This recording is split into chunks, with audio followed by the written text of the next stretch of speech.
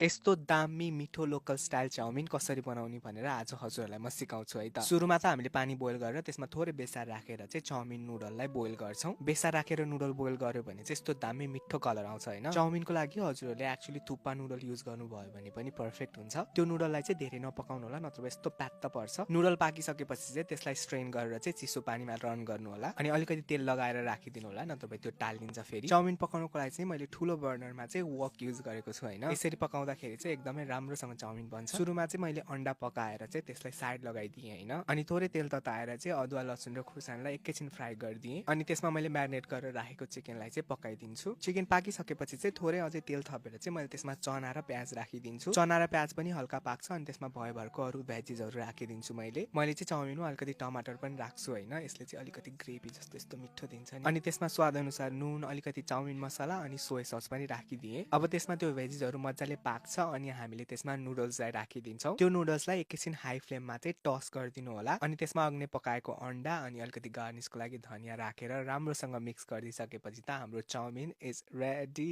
यस्तो मिठो authentic test आएको थियो नि यो चाउमिनको। It was so good and thank you so much for watching.